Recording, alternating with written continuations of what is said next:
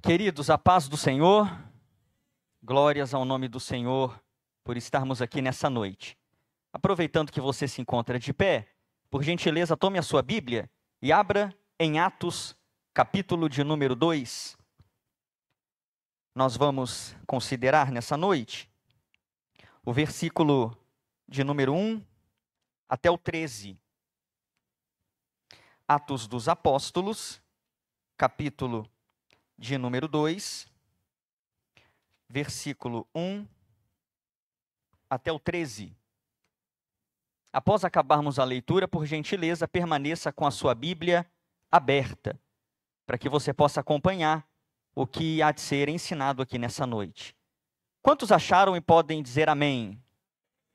O texto sagrado diz o seguinte para nós: Ao cumprir-se o dia de Pentecostes, estavam todos reunidos no mesmo lugar. De repente, veio do céu um som, como de um vento impetuoso, e encheu toda a casa onde estavam assentados.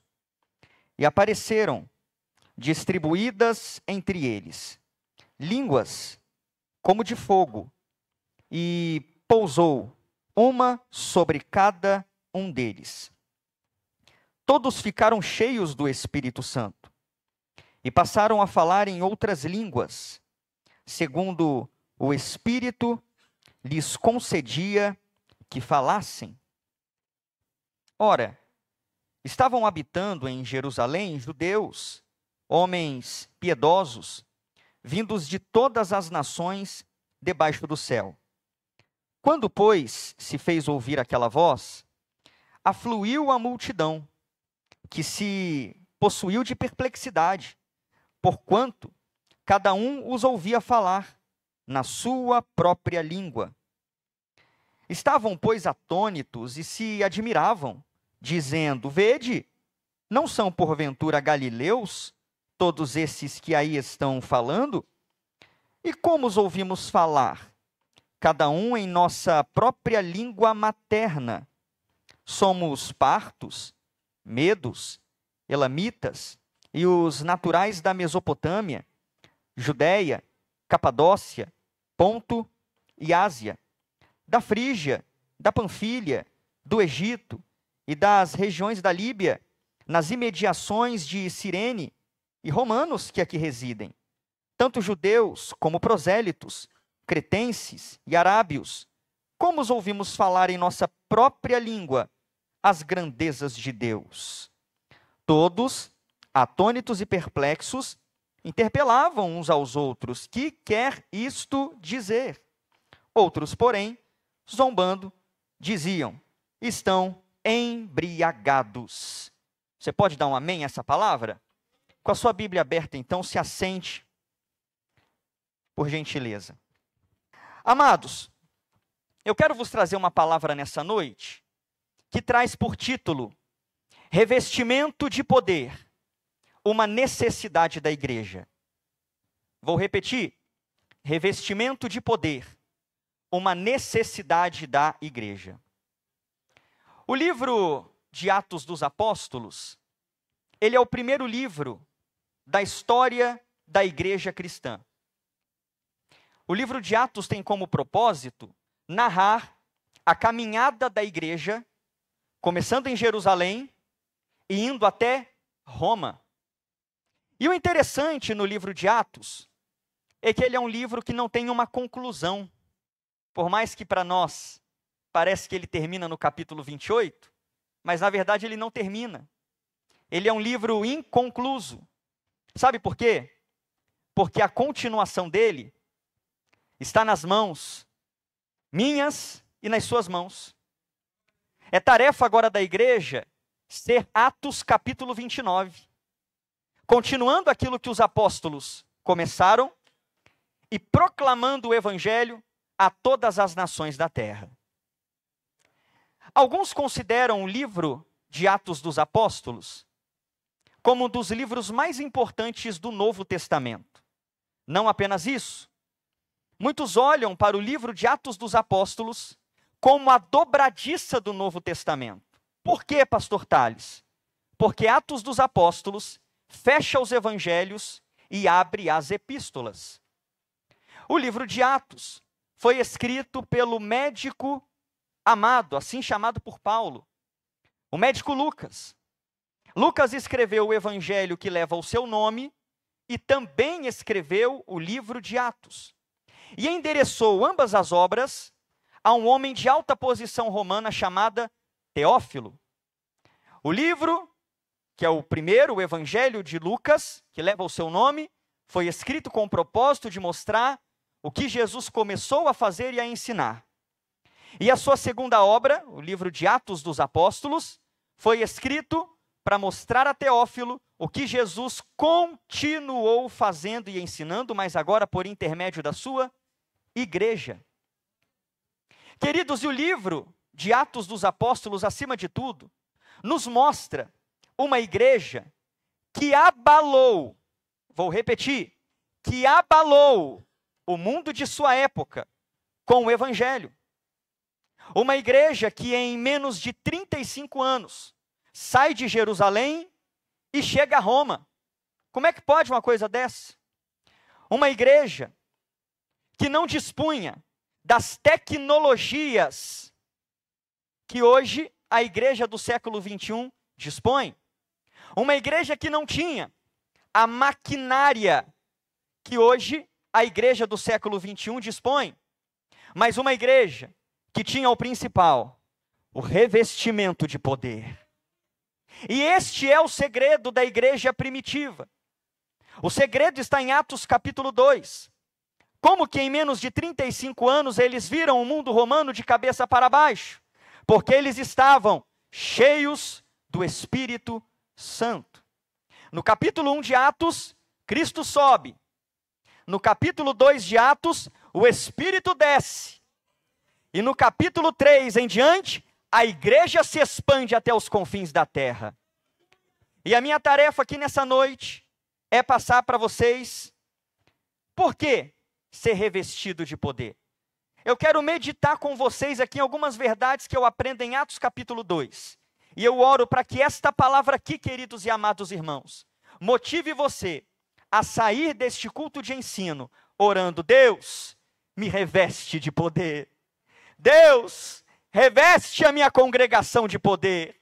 Deus, reveste a minha família de poder. Quantos me ouvem, digam amém. Em primeiro lugar, ao olhar para esse texto de Atos dos Apóstolos, eu aprendo que o revestimento de poder foi o cumprimento de uma promessa. Foi o cumprimento de uma promessa. O texto de Atos diz para nós no versículo 1, que ao cumprir-se o dia de Pentecostes. Pentecostes era uma das principais festas judaicas no calendário de um hebreu, de um judeu. Pentecostes significa 50º. É uma festa que acontecia 50 dias após o sábado da Páscoa. Caía exatamente no primeiro dia da semana. E foi neste dia que o Senhor decidiu e determinou derramar o Espírito Santo sobre a igreja nascente. Queridos, e o texto diz para nós que no dia de Pentecostes, no dia em que os judeus celebravam a entrega da lei de Moisés ao povo hebreu, foi nesse dia que Deus falou: agora essa lei que era escrita em tábuas de pedra, eu vou derramar o meu Espírito e vou escrevê-la no coração do meu povo. E é dito que estavam todos reunidos no mesmo lugar. Mas aí fica a pergunta: reunidos para quê? Por que é que eles estavam reunidos neste lugar? Porque eles aguardavam uma promessa. E que promessa era essa? A promessa que Jesus fez, em uma das ocasiões em que ele mencionou essa promessa, antes de ser levado aos céus. Lá em Lucas 24:49, é dito para nós que Jesus fala para os seus apóstolos e para os discípulos que com eles estavam o seguinte: eis que sobre vós eu envio a promessa de meu Pai. Ficai, porém, na cidade de Jerusalém, até que do alto sejais revestidos de poder. Então eles tinham uma promessa, e não apenas isso. Aqui no capítulo 1 de Atos, versículo 4 e versículo 5, nos é mostrado uma outra ocasião em que Jesus faz a mesma promessa a eles.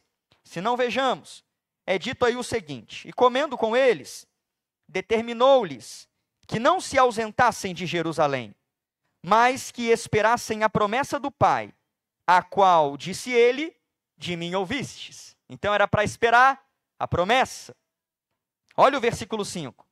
Porque João, na verdade, batizou com água, mas vós sereis batizados com o Espírito Santo, não muito depois destes dias. Então a promessa a qual Jesus se refere, ele a qualifica aqui como batismo com o Espírito Santo. Só que, queridos, a pergunta que fica é a seguinte: onde é que Jesus está se baseando ao falar com os discípulos e apóstolos sobre a promessa do Pai? Jesus está levando eles lá para o Antigo Testamento, especificamente para um profeta considerado por muitos comentaristas e estudiosos como um dos profetas mais antigos no quesito de escrever um livro inspirado, o profeta Joel. Jesus está levando a mente dos discípulos para Joel, capítulo de número 2, versículo 28 e 29, aonde Joel, num tom de esperança, depois de repreender o povo pelas suas faltas, Joel diz, inspirado pelo Senhor: e acontecerá, depois daqueles dias, que eu derramarei o meu espírito sobre toda a carne. Os vossos filhos e as vossas filhas profetizarão. Os vossos velhos terão sonhos, e os vossos jovens terão visões.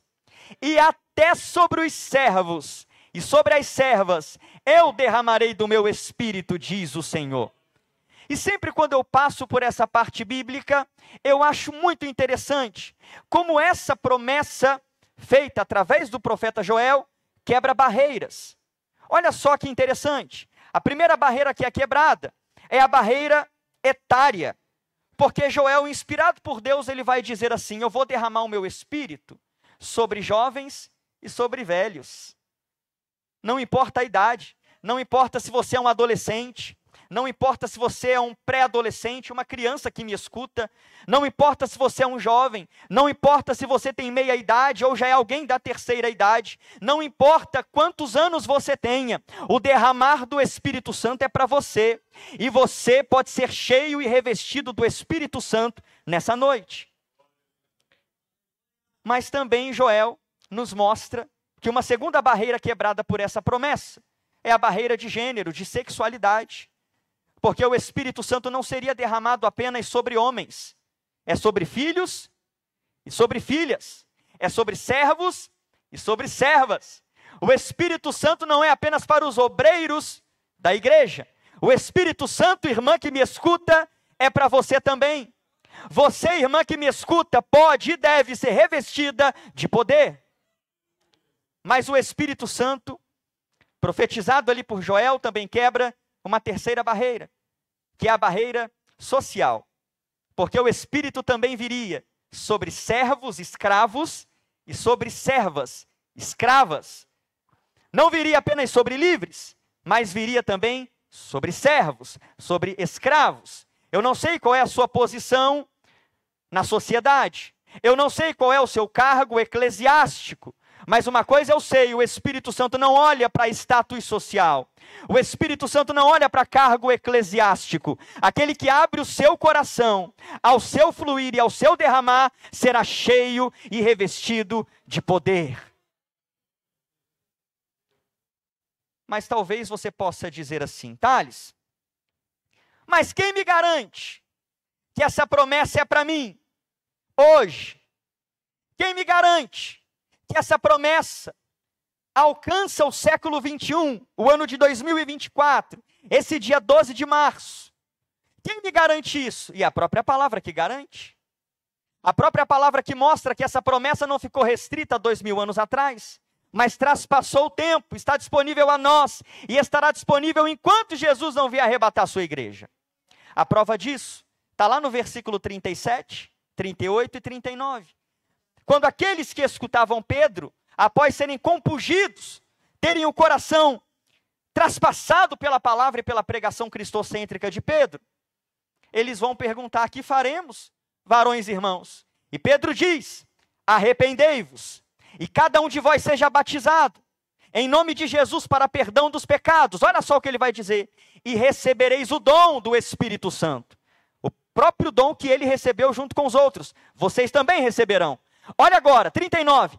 Porque a promessa vos diz respeito a vós, contemporâneos de Pedro, a vossos filhos, contemporâneos de Pedro. Mas aí Pedro agora vai olhar para um futuro indeterminado e vai dizer: e a todos quantos o Senhor nosso Deus chamar. Sabe o que Pedro está dizendo aqui, queridos? Se a palavra te alcançou, se você é um chamado, uma chamada de Deus nessa noite, a promessa é para você, tem revestimento de Deus para você, e tem enchimento do Espírito para você. O revestimento de poder foi o cumprimento de uma promessa. Mas em segundo lugar, eu aprendo, queridos, que o revestimento de poder foi fruto de oração perseverante. Vou repetir. O revestimento de poder foi fruto de oração perseverante. O texto diz que eles estavam todos reunidos num só lugar. Mas reunidos fazendo o que exatamente? Jogando conversa fora? Será que estavam reunidos planejando como que eles receberiam o poder do alto? Será que eles estavam ali reunidos, bolando algumas estratégias, alguns trabalhos de avivamento para poder receber o Espírito Santo? O texto diz para nós que eles estavam reunidos, capítulo 2, versículo 1. Mas outras partes de Atos, como o capítulo 1, vai nos dizer o que eles faziam nessa reunião. Atos 1, versículo de número 14. Olha que interessante. Todos estes quem? Os apóstolos, Maria, os irmãos de Jesus segundo a carne, quase 120 irmãos, versículo 15. Todos estes, o que eles faziam? Perseveravam, unânimes, em oração e súplica, com as mulheres, com Maria, mãe de Jesus, e os irmãos dele. A resposta está aqui. O que eles fizeram ao longo desses 10 dias? Da ascensão de Cristo ao Pentecostes. O que eles ficaram fazendo nesse ato de tempo, nesse intervalo de tempo? Orando, buscando, suplicando. E deixa eu dar asas aqui à minha imaginação. Eu fico imaginando os apóstolos com Maria e outras mulheres ali, e os discípulos, quase 120 irmãos, como eu disse, está no versículo 15 de Atos 1. Eu fico imaginando eles, primeiro dia: Senhor, envie a promessa que o Senhor nos fez. Dia 2, Senhor, nós te suplicamos, envie a promessa que o Senhor nos fez. Dia 3, qual era a oração? Senhor, queremos a promessa. Quarto dia: Senhor, aonde está a promessa? E assim foi no quinto dia, assim foi no sexto dia, assim foi no sétimo dia, e no oitavo também, e no nono também. E só parou no 10º porque Deus cumpriu a promessa, porque eu fico imaginando que se levasse mais alguns dias a oração deles seria a mesma: Senhor, estamos aqui reunidos porque queremos poder do alto. E no 10º dia, o dia que o Senhor determinou, o dia que aprouve a Deus derramar o seu Espírito sobre os seus, é dito que eles ouvem um som como de um vento veemente, a casa é cheia daquela glória, e eles começam a experimentar o sobrenatural. Mas entenda bem, eles só viveram tudo isso porque eles oraram e buscaram. E eu aprendo uma outra coisa aqui. Estes apóstolos, irmãos reunidos, sabiam muito bem conjugar soberania de Deus e responsabilidade humana. Vou te explicar. Jesus havia feito a promessa: eis que sobre vós eu envio a promessa de meu Pai. Ficai, porém, em Jerusalém, até que do alto sejais revestidos de poder. Mas em nenhum momento Jesus fala para eles assim: fiquem em oração, vigiem, orem. Em nenhum momento Jesus fala isso. Eles poderiam muito bem pensar o seguinte: bom, já que a promessa foi feita, inevitavelmente vai se cumprir. Então vamos cada um voltar para as suas atividades pesqueiras? Mateus, volta lá para a coletoria. Vamos cada um fazer aí as suas atividades normais? Na hora que Jesus quiser cumprir a promessa, ele cumpre. Só que eles sabiam que a promessa que Deus fez não anula a responsabilidade humana. Deus prometeu e o papel de Deus seria cumprir. Mas a responsabilidade dele seria orar: manda, Senhor, o Espírito que o Senhor prometeu, envia o poder prometido, Pai. E assim é com a nossa vida. Deus prometeu te usar. Deus falou, querido, que vai te dar um ministério de ensino e da palavra. Vai para os livros, vai para a Bíblia, vai para os cursos, vai fazer tua parte. Deus prometeu, irmã, que vai salvar o teu marido. Então, dê testemunho dentro da sua casa, trate ele bem, porque a promessa de Deus não anula a responsabilidade humana. E isso é semelhante a Daniel. Daniel, só para dar um exemplo, lá em Daniel capítulo 9, ele leu nos profetas, especificamente em Jeremias, que o número de anos em que duraria o cativeiro babilônico seria de 70 anos. Aí ele poderia pensar o seguinte: bom, já que está prometido e profetizado que vai durar 70 anos, deixa eu sentar aqui na minha cadeira confortável e aguardar. Só que não, sabe o que ele vai fazer? Ele vai orar. Senhor, chegou o tempo. Cumpre o que o Senhor prometeu. Faz, ó meu Deus, o que está escrito na sua palavra. Oh, meu querido, ore a Deus pelo cumprimento da promessa. Eu não sei o que Deus te prometeu, eu não sei o que Deus vai fazer na sua vida, mas busque a Deus. Deus faz o que o Senhor tem prometido. Cumpre o que o Senhor falou, meu respeito para a honra e glória do teu nome. Eles estavam em oração, queridos, em oração. Eu aprendo algo muito interessante ao olhar para Atos 2, que o revestimento de poder, ele vem pela oração. Até no dicionário, escute bem isso aqui, até no dicionário, poder vem depois de oração. Não quero inverter a ordem. Para ter poder, tem que orar, tem que buscar. Para ter poder, tem que clamar, tem que suplicar. E foi o que eles fizeram. Seguindo o exemplo de Jesus. Quando você lê sobre o ministério de Jesus, é muito interessante. Porque Jesus, sendo filho de Deus, segunda pessoa da Trindade, íntima comunhão com o Pai, Jesus viveu uma vida de oração. Só você ler os evangelhos. Um desses exemplos, em Marcos capítulo 1, versículo 35 e 39, é dito que Jesus, depois de um dia muito atarefado, de curas, viagens ministeriais, ele acorda muito cedo, diz o texto. Muito cedo, nem dormir direito ele dormiu. Vai para um lugar deserto, e ali ele faz o quê? Ali ele ora. Quando o sol nasce, e os discípulos acordam e não veem seu mestre, eles vão à procura de Jesus, e encontram ele orando. Não apenas eles, mas a multidão também estava procurando Jesus de manhã bem cedo. E os discípulos chegam em Jesus e falam: mestre, todos te buscam. E aí sabe o que Jesus fala? Vamos às aldeias vizinhas, para que eu ali pregue, porque para isso vim. Aí no versículo 39 fala que ele caminhava pelas aldeias, pregava o evangelho e expulsava demônios. A autoridade para pregar e o poder para expulsar demônios vinham pela oração. Olha Atos capítulo 4, versículo 31, como resposta à oração da igreja. É dito que, tendo eles orado, moveu-se o lugar em que estavam reunidos e todos foram cheios do Espírito Santo. Revestimento de poder é resultado e fruto de busca em oração. Não existe métodos, não existe novas estratégias, não existe fórmula mágica.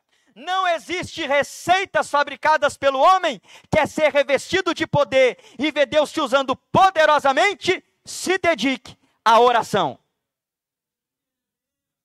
É só você olhar para a Bíblia. Elias orou e o fogo de Deus desceu do céu. Salomão orou consagrando o templo e o fogo de Deus desceu no céu e caiu sobre o altar e consumiu os holocaustos. Jesus, ao ser batizado, conta Lucas, um detalhe que os outros evangelistas não dão. Sendo ele batizado e orando, o céu se abriu e o Espírito desce. Em Atos capítulo 1 e 2, eles estão orando e o Espírito desce sobre eles. Se você orar, se você se dedicar à oração, se você perseverar na busca, o Espírito descerá sobre você. Você será tomado e revestido pelo Espírito e Deus fará através da sua vida coisas grandiosas. Você pode levantar sua mão e glorificar a Deus? Aleluia, só quem está entendendo essa palavra do Espírito Santo de Deus, glorifique ao Senhor. Aleluia, Ele é o Espírito que nos reveste, e o Espírito que nos reveste como resultado da oração. Não tem fórmula mágica, não tem receita fabricada pelo homem, é joelho no chão, é boca no pó, é me reveste, Senhor, me dá poder, Senhor, me dá unção, Senhor.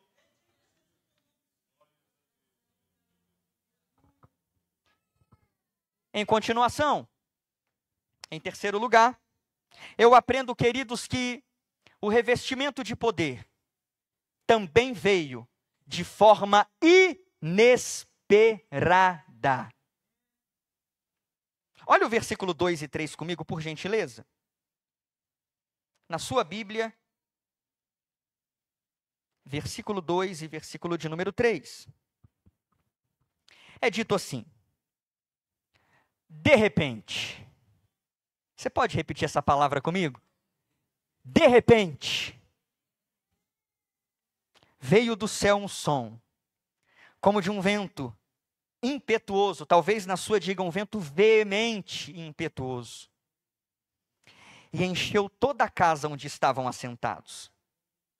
E apareceram, distribuídas entre eles, línguas como de fogo, e pousou uma sobre cada um deles. Sabe o que eu quero enfatizar aqui? É que o fenômeno, o cumprimento da promessa, a descida do Espírito, se deu de forma inesperada. Eles não marcaram na agenda. O avivamento, a descida do Espírito não é marcada pelo homem. Não é o homem, não é a igreja que determina o que o Espírito há de fazer. O papel da igreja é buscar, é clamar, é se aproximar de Deus, é se achegar perto do céu em oração. E o de Deus é decidir o dia que o Espírito vai ser derramado.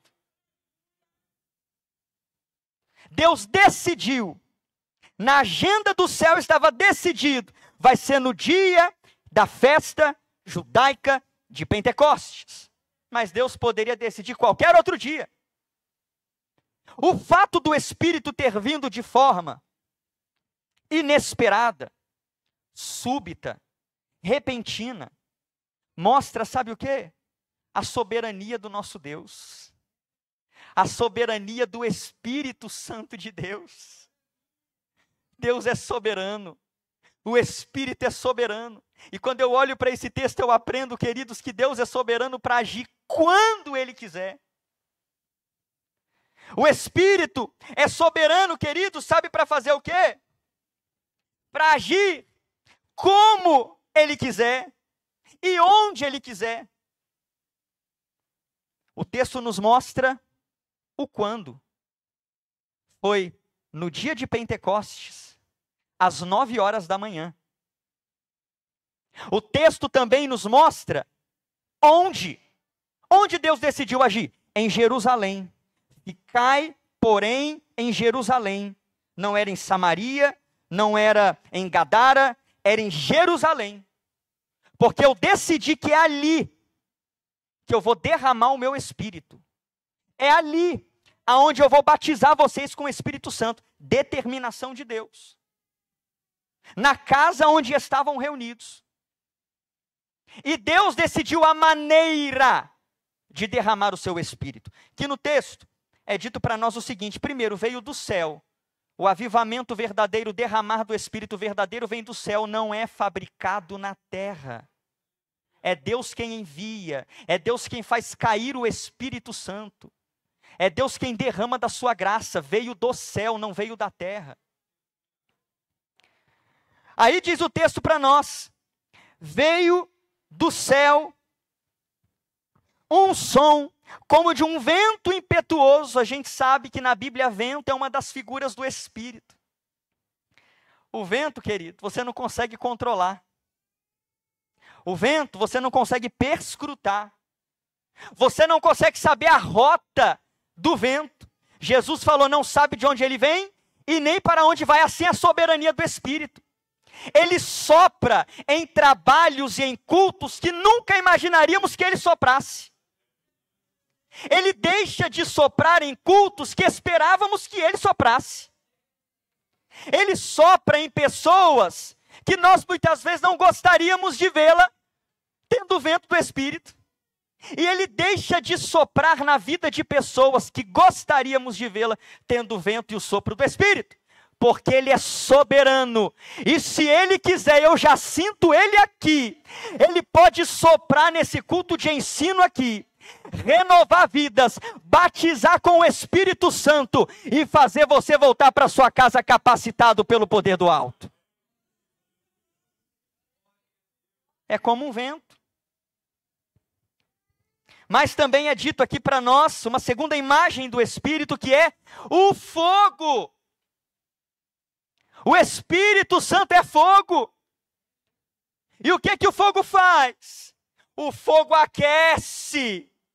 Quando o Espírito é derramado, crente frio joga a frieza de lado, joga a frieza fora. Quando o Espírito desce, querido, a vida espiritual é aquecida. O culto se torna dinâmico, o culto se torna vivo, a adoração se torna viva. O Espírito também ilumina. Um crente cheio do Espírito Santo tem a capacidade de iluminar na sociedade muito mais do que o crente que não é cheio do Espírito Santo. O fogo também alastra. Um crente cheio do Espírito é influenciador. Já viu o crente cheio do Espírito? Ele está orando, ele puxa as pessoas para a oração também. Ele vai evangelizar, as pessoas querem estar perto daquele fogo também. Um crente cheio do Espírito influencia, atrai pessoas, o fogo dele alastra. As pessoas querem o fogo que há nele, querem a chama que há nele, querem o Pentecostes que há nele.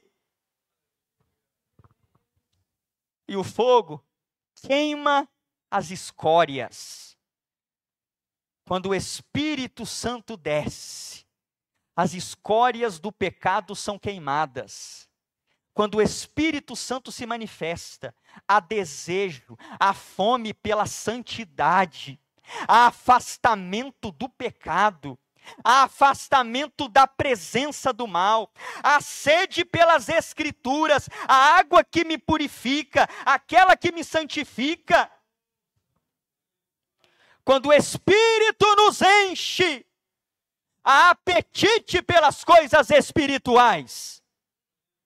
E é dito aqui, queridos, que o Espírito então vem de forma repentina. E deixa eu te dizer uma coisa, o nosso Deus é especialista em agir no de repente, você sabia disso? Ele é especialista nisso. Vai ler Atos 16, Paulo e Silas presos, orando, cantando, e é dito que de repente começa um terremoto, as portas das prisões se abrem e eles são libertos.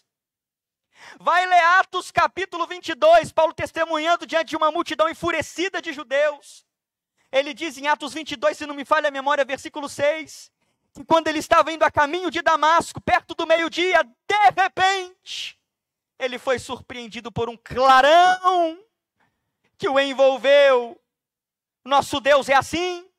Vai ler Atos capítulo 10, Pedro pregando a palavra como eu estou pregando para você. Cornélio, sua família e conhecidos ali reunidos naquele culto caseiro, ouvindo a palavra com atenção como você está fazendo comigo nessa noite.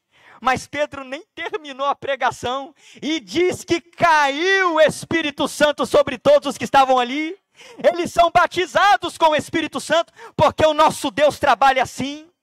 O nosso Deus é dessa forma, queridos, por isso que eu creio, por isso que eu oro e digo a você, dirigente de congregação, creia. Naquela quarta-feira que muitas vezes você vê pouca gente, o Espírito pode cair lá na sua congregação.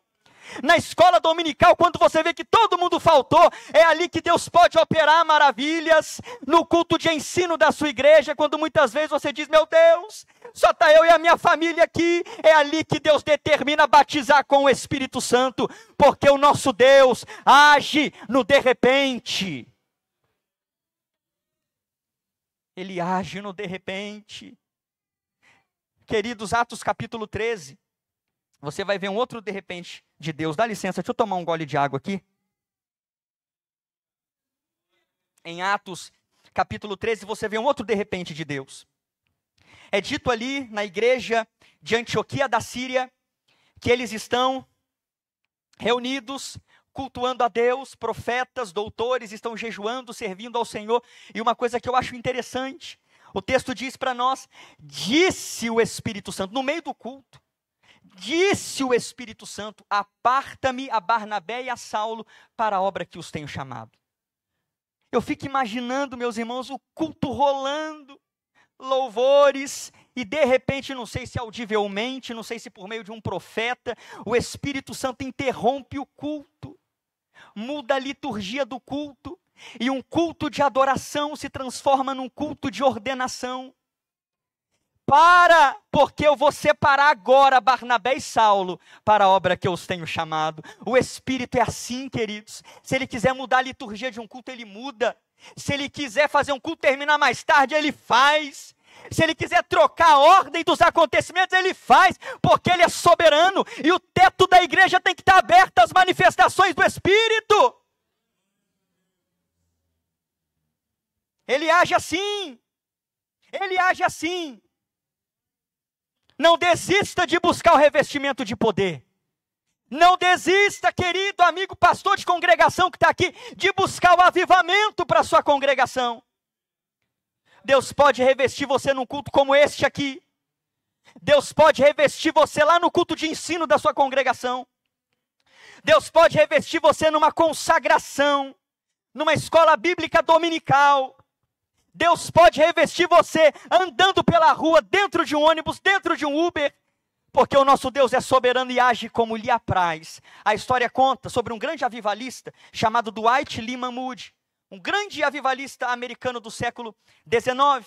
É dito que ele pregava em Chicago e no final da sua pregação tinha duas senhoras metodistas esperando ele na porta. E quando ele saiu para ir embora, essas senhoras disseram assim, Moody, nós estamos orando pelo Senhor. Ele disse, amém? Mas por quê? Se alguém chega para você e diz assim, olha, eu estou orando pela sua vida. Você vai até agradecer, mas vai querer saber o porquê. Será que Deus revelou alguma coisa? Será que vai acontecer alguma coisa comigo? E ele pergunta, por quê? Para que você seja revestido do poder do alto. E sabe como aconteceu o revestimento de poder de Dwight Lyman Moody? Conta a história que ele estava andando em Nova York, na Wall Street, e de repente, andando pela rua, o vento do Espírito sopra nele.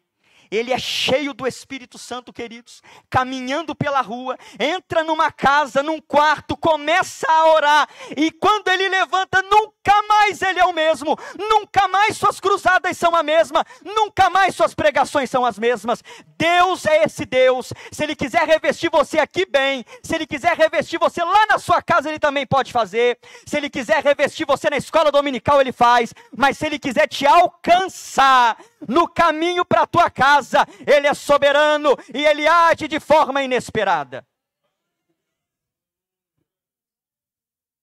Mas não apenas isso. Eu aprendo também aqui, queridos, que o revestimento de poder tem como alvo a capacitação para cumprir a vontade do Senhor. Para que eles foram revestidos de poder? Porque Cristo subiu e enviou outro Consolador, derramou o Espírito Santo no dia de Pentecostes. Foi para capacitá-los.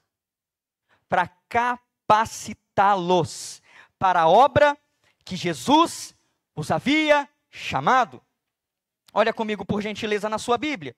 Você que está com a sua Bíblia aberta, Atos capítulo 2, versículo de número 4. Por gentileza, olha aí comigo. Todos foram cheios do Espírito Santo e passaram a falar em outras línguas, segundo o Espírito lhes concedia que falassem. Quando você vai também para o versículo de número 6, é dito aí, na parte B do versículo, porquanto cada um os ouvia falar na sua própria língua. Versículo 8, e como os ouvimos falar, cada um em nossa própria língua materna.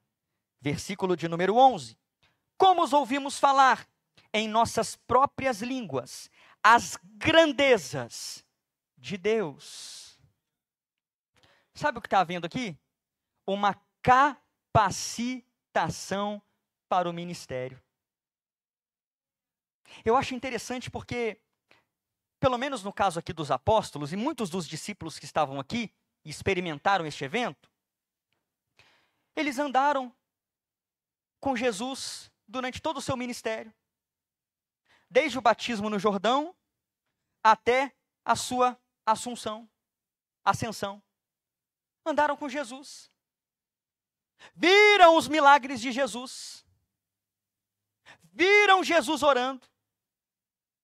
Muitos deles em dupla foram às aldeias em Israel proclamando o reino de Deus.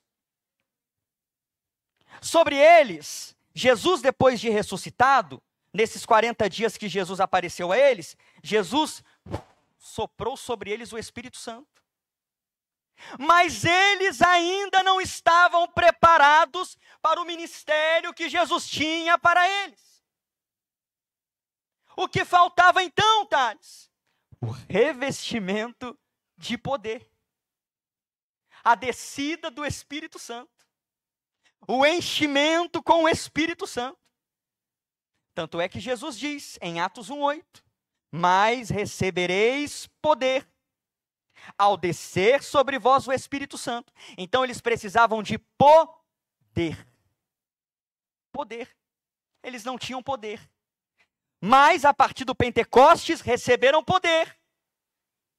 E você, ao ler Atos dos Apóstolos, percebe que, a partir de Atos 2, Jerusalém, Judeia, Samaria, Império Romano, nunca mais foram os mesmos. Porque estes homens simples, galileus, iletrados, indoutos, viraram o mundo de cabeça para baixo com o Evangelho. Ao ponto de lá em Tessalônica, na viagem missionária de Paulo estava com Timóteo, sua comitiva, os judeus dizem assim a respeito de Paulo: estes que têm transtornado o mundo chegaram também aqui. Oh meu Deus, faz isso com a tua igreja no século 21 também. Faz de nós transtornadores do mundo, transtornadores da sociedade com o Evangelho. Isso só vai acontecer quando o Espírito revestir a igreja.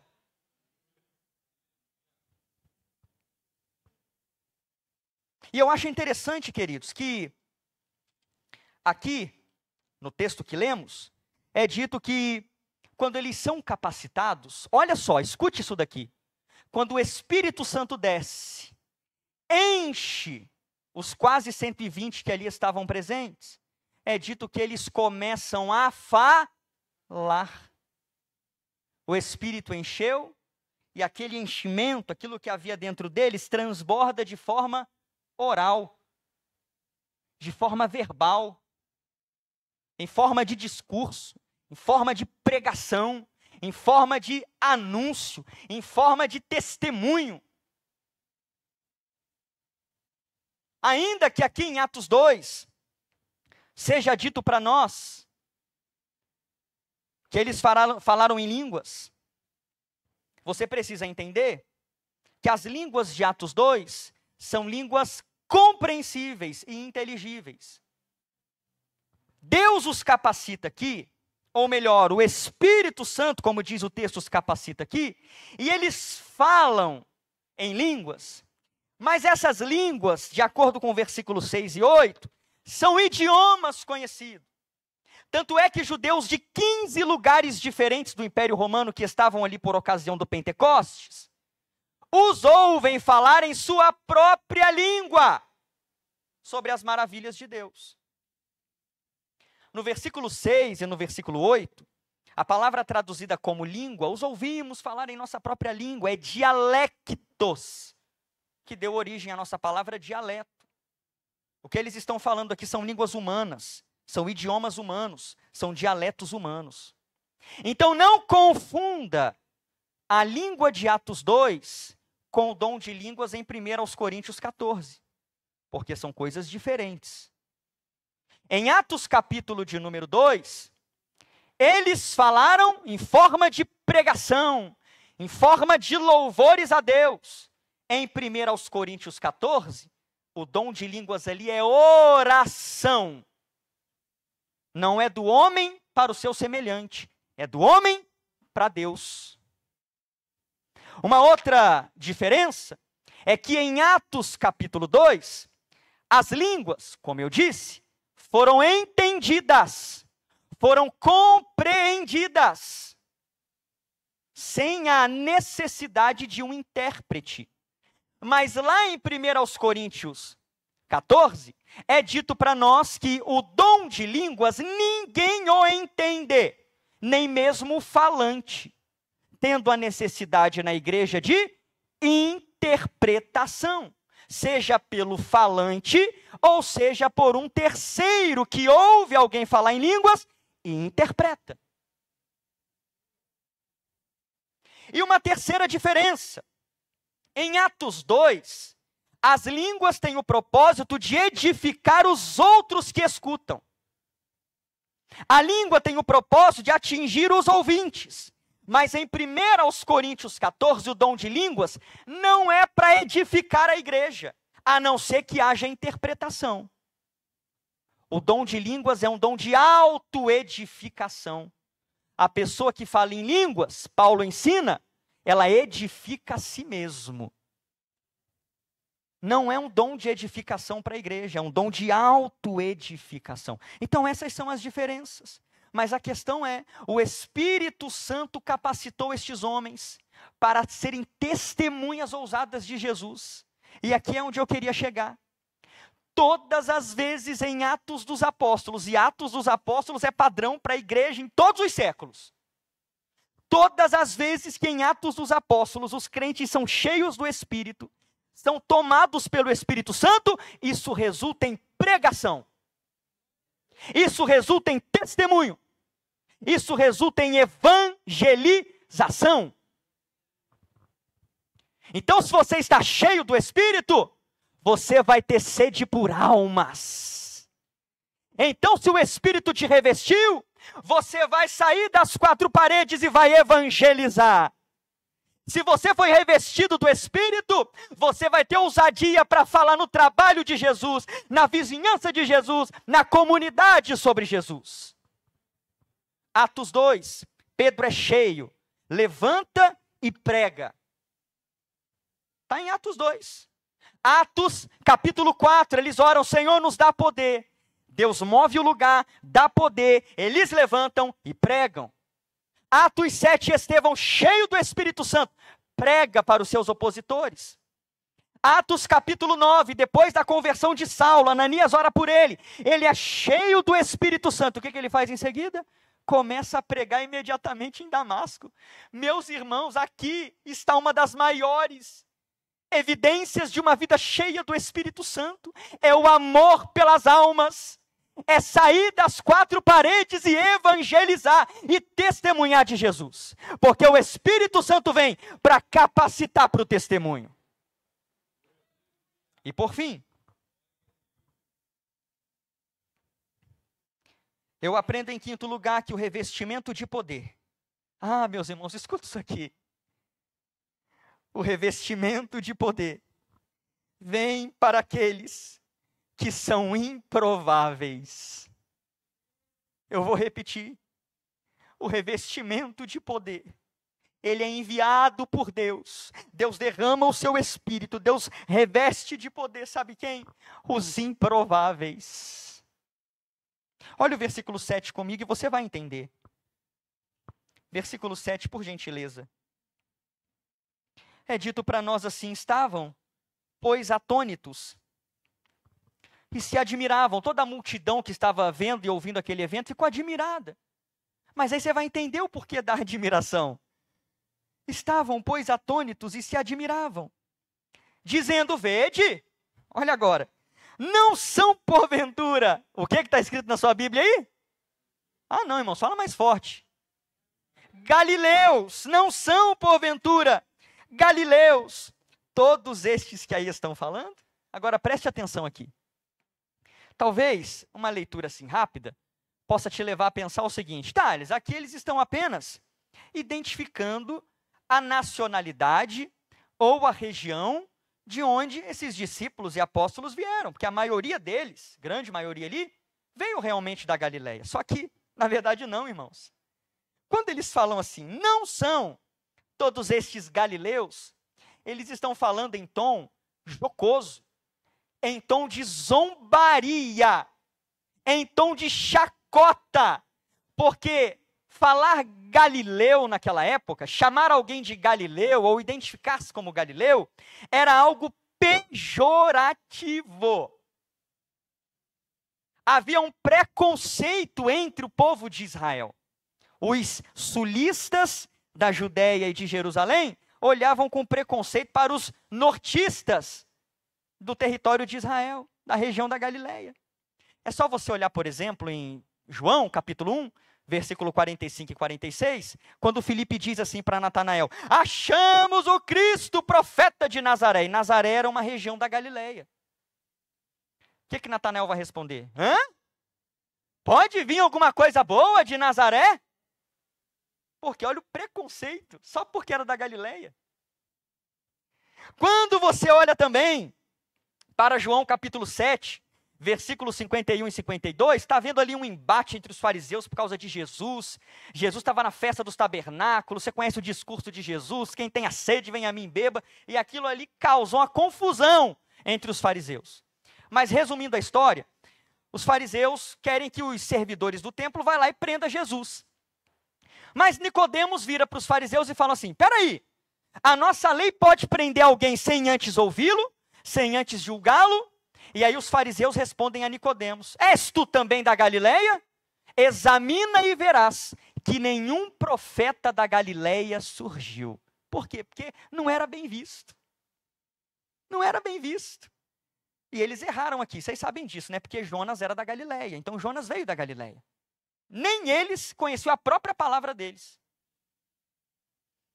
Mas aonde eu quero chegar, queridos? Zombaram deles por ser galileus. Em Atos capítulo 4, chamam eles de incultos e indoutos. Eles estão constantemente sendo zombados, menosprezados pela sociedade. Mas são esses galileus simples, são esses incultos, indoutos, sem estudo, que o Senhor derrama seu Espírito, reveste eles de poder, e eles viram o mundo romano de cabeça para baixo. O Espírito Santo não escolheu os letrados, escribas, não escolheu os importantes saduceus, não escolheu os mestres da lei. O Espírito veio sobre os improváveis. É sobre eles. E eu não sei como você entrou aqui nessa noite. Pode ser que você está me ouvindo e você diga aí dentro do seu coração: Thales, eu me considero assim um improvável. Thales, eu olho para mim, eu não tenho estudo, eu não tenho qualidade, eu não sei falar igual você está falando aí no púlpito. Thales, as pessoas olham para mim e me desprezam pelo meu jeito simples de falar, pela minha ausência de um conhecimento teológico. Thales, eu não tenho cargo na igreja, mas eu quero dizer para você que o nosso Deus, Ele não olha para isso. Ele olha para um coração sincero, Ele olha para uma busca sincera e perseverante dEle, e sobre esses improváveis de coração sincero, Ele derrama o seu Espírito Santo. O Espírito Santo veio para capacitar improváveis aqui nessa noite. Oh, meu Deus, será que sou só eu aqui que sou improvável, irmãos? Será que eu estou pregando para improváveis aqui, queridos? Oh, queridos, talvez sua família não dava nada por você e até hoje é a mesma coisa. Talvez a sociedade te olhe com desprezo.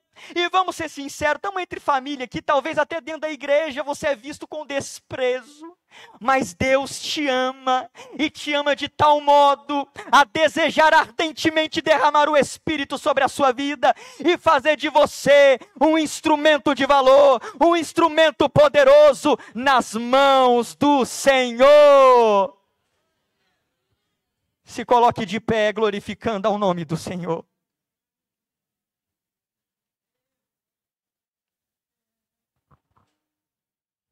Queridos, o desejo de Deus é revestir a cada um de nós de poder. Queridos, eu oro para que lá na sua congregação, pastor, o Espírito Santo opere maravilhas. Eu oro para você, líder de departamento na sua congregação. Eu oro para que o seu departamento seja visitado pelo poder do alto. Que haja um avivamento genuíno, não fabricado. Lá onde você pastoreia ou exerce o seu ministério. E quando o Espírito Santo descer, quando como resultado de oração, o Espírito Santo tomar você, pode se preparar. Pode se preparar. A sociedade vai ser impactada. A tua congregação vai ser impactada. E todos aqueles que te rodeiam serão impactados. Feche os seus olhos, eu quero terminar orando. Pai Santo, Deus da promessa, eu não preguei aqui os meus próprios pensamentos ou ideais, mas eu preguei a tua santa e poderosa palavra. Meu Deus, eu oro para que assim como o Senhor fez no dia de Pentecostes, o Senhor venha repetir. Oh Deus querido, se for do teu agrado, enquanto oramos, faz cair o Espírito Santo, vai renovando vidas aqui, Senhor.